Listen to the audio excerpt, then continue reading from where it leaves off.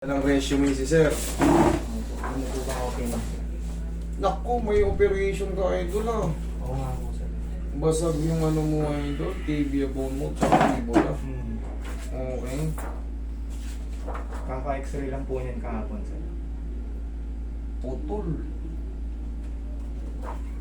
Para may share ko rin sa inyo, nakita niyo mo, ang bakal no? Putol yan. Ngayon, ang mangyayari dito kasi idol, meron talagang consequences to idol. Lahat ng naputol may consequences. Yung fibula mo hindi na nila inayos oh. Isa lang nilagyan ng bakal. Sobra-sobra pa yung pagkaano.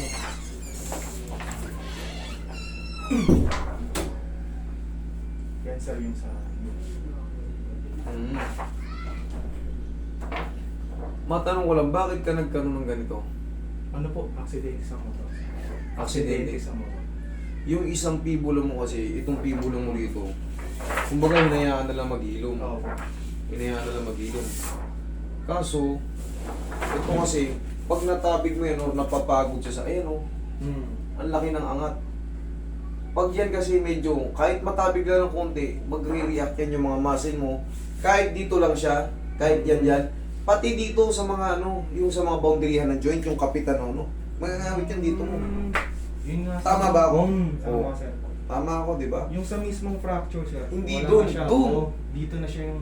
Sa mga edge nung ano, Ang nahihirapan po ako sir sa ano. Sa Saan? hagdan.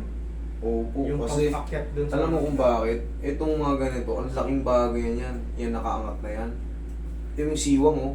Ang laking bagay yan kasi bago umabot sa buto, balot ng ano yan, eh, balot ng mga muscle yan dyan. Balot ng mga muscle yan.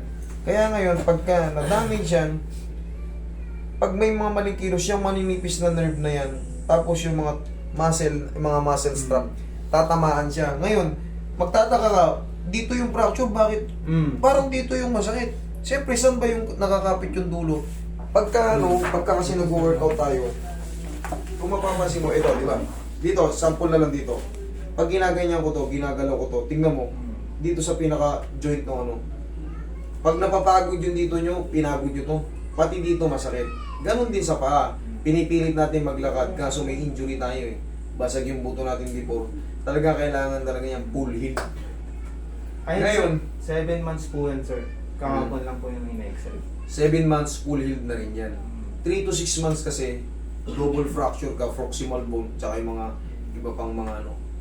3 to 6 months, healed na yan. Yun Ang nga sir, pwede bang... consequences nga lang yan, yun nga, Yun nga. hindi na siya mapiperfect na ano, pag putol-putol yung buto mo. Oo, nabalik, nakakatayo ka. Pero yung mga ano, Kaya nga, yun nga. may mga sasakit talaga dyan. Kulang ka lang sa explanation. Kaya nagwo-worry ka pa. Pero gagaling din naman yan. Ang kailangan mo lang dyan, i-maintain mo lang ng mga massage. Massage. Tandaan mo yan. Kasi yan, hindi mo na may babalik yung dating sukat ng buto na yun. Maaring umurong, maaring humaba dahil in-extensionan. Ganun ang magiging ano niyan. Tapos, yan yung muscle mo na nararamdaman na kirot-kirot. Tapos, pag nag-stand ka sa hagdan, medyo less pa yung power. Yung ano po, Hindi mo may diin. pag pocket po ako, persado pa siya. Pero yung pinakamas, yung challenging sir, yung ano, yung pababa. Oo, kasi ito. Hindi mo siya hindi Ito mo siya kasi, may tatag ng ano eh. May Hindi tatag. pa. Kailangan to tumagal pa tong taon. Putol na putol eh. Oh. Ito malakas. Pero ito may konting ano lang yan, konting diin mo lang. Kasi may junction yan dito. Ito. Ito, yan oh.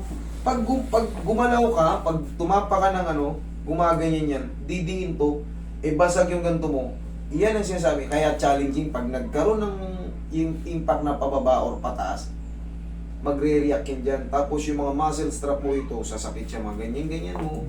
Dito, kasi nga, dun yung edge eh. Nandun yung nakakapit siya sa tendon. So, pag yung movement mo, siyempre gusto mong maglakad-lakad eh.